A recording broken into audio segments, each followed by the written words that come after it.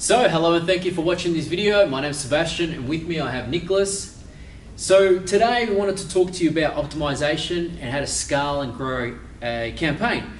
So first and foremost, the reason why we put this video together is because a lot of the times businesses that come to us, they have a goal in mind, and we talked about goals last week, and we talked about how important it is to get a general idea of what it is that people want.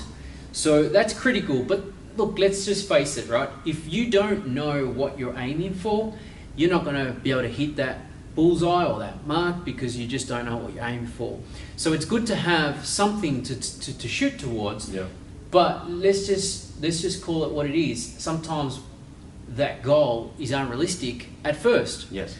So we thought to put this video together to help you understand that sometimes, most of the times, it's the businesses that are coming to us and coming to any agency, not just us, and saying we want to go on the first page of Google for this keyword or for this lot of keywords because XYZ. Doesn't matter, fill in the gaps. At the end of the day, we don't know if that's actually going to work for you or not. So there needs to be a phase that businesses take you through, agencies in that matter, that take you through to help you figure out whether that's the correct path for you. So that's the key, right? Because sometimes businesses will come to us and say to us, we just want more sales. Right? We don't care about anything else, we just want more sales. And at the end of the month, we're going to track you, we're going to measure you based on those, how many phone calls we got. And although that's what we preach and that's what we live by, we often find that it's an unrealistic thing to aim for, particularly at the beginning.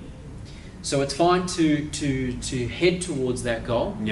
But at the beginning, what do we measure? What should we track? Should we be tracking Facebook likes? Should we be tracking video views? Should we be tracking form submits? And that's where the rubber meets the road, and that's what this video is about. So Nicholas will take you through that journey. So basically, there is the general question: what should I measure? If I'm not measuring goals, if I'm not measuring calls because it's unrealistic to begin with, then what should I go with? So Nick, I know that's a difficult question, and I wouldn't throw you in the deep end to ask you that, but I guess these are often questions that we need to analyze and I guess conclude according to the client that we have. So a client that's selling an expensive machinery, what we measure for these people will be completely different to say a hair salon.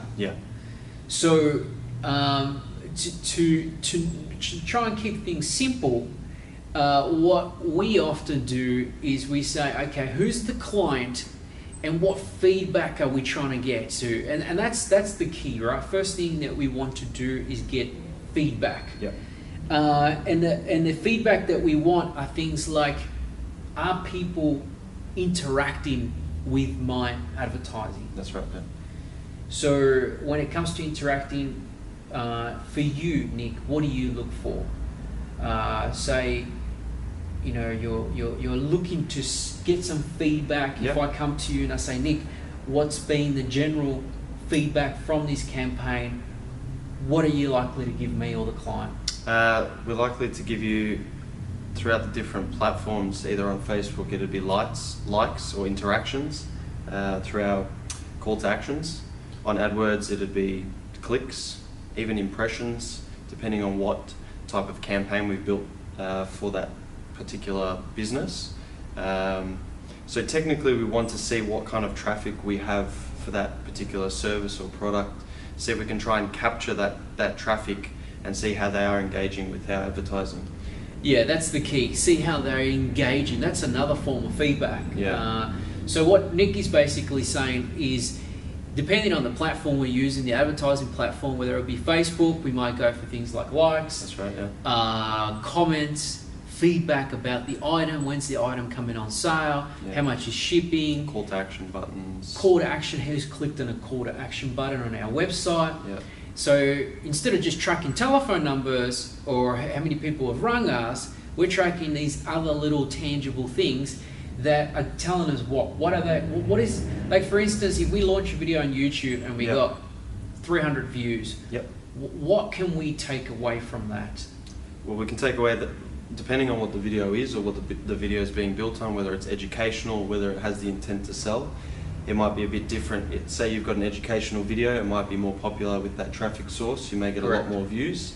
If you have a video to sell, you may only get 20 people viewing it, but they might be 10 conversions, So the traffic source is a lot different compared to the campaign, and that's what we try to sort of work out from the start with the sort of research process on what type of interaction certain traffic sources are having with certain campaigns that we put together. Yeah, so videos is actually quite a new area in which we're finding just about every business has a different interaction, and depending on the type of content too. So if it's educational or if it's a sale intent behind it. But things that we're looking for on YouTube mostly are things like how many video interactions have we gotten from a specific target audience. Yes. Like a target audience being age group, gender, demographics, placements, interest. So what Nick and I are trying to do is we're trying to set out these, like, for the lack of a better term, is we throw a net out into the ocean and we just keep reeling it in until we find bait, until we find catch, right? Yep. So then we say, okay, so from all these open waters, we tested these 5 spots, none of them caught much except for this area, we're going to fish here all the time. Yeah. And this has also prompted me to talk about how we copy other businesses, and I'll come back to that in a minute. But once we reel in, we say this is the hotspot. Yeah, that's right. Now we have something to work with. Yeah. Now we have data, and that's the key, right? When you think about this, first campaign you launch, you don't want to be going to track calls. You want to get feedback, and after feedback is you want to get data so that Nick or I or your team can then study the data and optimize the data, right? Because without data, we're pretty much nothing. Yeah, shooting in the blind. Yeah. We're shooting in the blind. A lot of people, like your discussion with me earlier, was how do we go from point A, new product, new business, to point B, telephone calls, without the data? Yeah, you can't. You can't. Yeah. So when you hear agencies making claims that, we'll get you on the first page and everything's going to be great, or we'll get you on Google AdWords and everything's going to be great, or all this type of rubbish, the end result, which is first page, is not necessarily always a sale. No.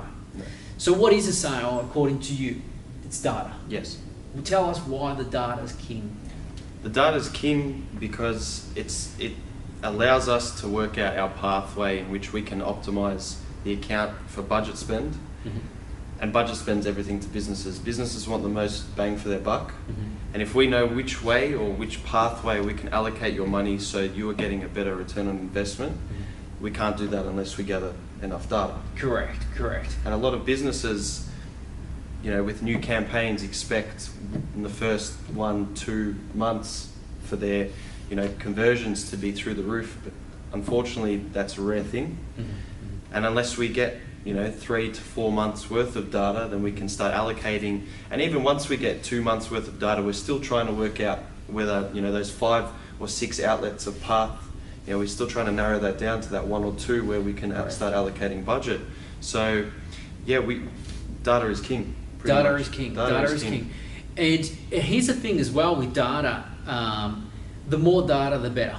Yeah. Right? We know that if we got 100,000 visitors to a website, we can make better judgments. That's right, yeah. Because for us, we're both engineers, right? We both graduated from uni as an engineer. He's an electrical engineer. I'm a mechanical engineer. So it makes perfect sense to us to crunch numbers. But we can't crunch numbers unless we got the data. And sometimes we don't have $100,000 worth of budget to be able to get the data really quickly for us to make an analysis, good prediction, or good predictions at the end of the month. So if you've got a $1,000 budget a month, and you want to get to the third and fourth month and figure out what's working, sometimes that's virtually impossible. I'll tell you why. Because a click is worth $10. So now, instead of getting 1,000 visitors for that $1,000, you get 100. Yeah. And 100 is not enough to make a predictive analysis based on 300 keywords that you got on your keyword list. So if you spread those 100 clicks over 300 keywords, you probably are allocating 0.3 of a dollar to a keyword. It's just virtually impossible. So it's not a doom and gloom. It's not about bringing them down. Yeah, exactly. It's about making you open your eyes and see the complexity of this game, so that I guess you are more educated, right? Because let's just face it, there's a lot of shit talkers in this game. Yeah. There's a lot of shit talkers. So it's all about the data, and it's all about the feedback. So once we get that data, then we go through what's called a discovery phase. Yep. And a discovery phase is basically Nick and I going in there and saying what ads work, which keywords are showing more potential. Yep. Because some keywords will bring people that will spend 10 minutes on your website. Yeah, exactly. Will they buy? No, they were researching, looking for some, website to pull information from. So we may get to a point where we say, yeah, we're getting a shitload of views from this keyword, but they're not buying. Yeah. So what do you do at that point when you have this discovery phase and you've got the data and you can analyze the keywords? What are you trying to do? You're trying to work out which keyword is going to bring you a conversion at the end of the day. That is what we are trying to work out, and from that we can allocate our certain path. We can allocate more budget to those keywords. Correct. And we can tailor the campaign suited to those keywords, which will improve your quality score. It'll get you that ranking on Google, and everything else will follow suit. Correct. Yeah, exactly. So basically the key point that Nick just made is we can make a better decision about allocating your budget. That's what it's all about. Yeah. We're like stockbrokers, right? That's Pretty much, yes. That's the way I like to see myself. Data analysts, stockbrokers, yeah. Correct. So we get given a budget from a client. Here's $1,000. Go out there and buy some stock and make a return on my investment. Same thing. Keywords are stocks. That's right. So we pick the right stocks to ride. We're going to win. So and what Nick is saying, after I've gotten the data, after I've gotten the feedback, now I'm in discovery phase. I can analyze the data, and that's where the science comes in. Yeah. And when businesses ask us, what do you guys do, in those 2 or 3 hours that you're managing our account, this is what we're doing. We're analyzing the data. So, so in the discovery phase, what we do is we're allocating the budget more effectively. Yep. We're then putting it towards things that we think based on the data, not on gut feel, which is majority of where a lot of branding agencies are. I've got a gut feel. No, we're based on data. So once we get to that point, then we go into optimization. That's right. Optimization is, and Nick will talk more about this, this is where he spends a lot of his time. Optimization is really trying to figure out, have I allocated this money correctly? That's right, yeah. Right? It's as simple as that. Yeah. So this is where I think, and I was talking to another client before, this is where KPIs come into play. Yep. KPIs, basically, you set a target and you say, okay, if I'm spending $100 to get a lead, yeah, and I need 10 leads to make a sale, that means that I've paid $1,000. Did you make an ROI on those 1,000? Yeah. Right, and this is where the client and the agency interaction comes into play. And this is where you spend most of your time. You're talking to clients and saying, how many sales did we get? Yeah.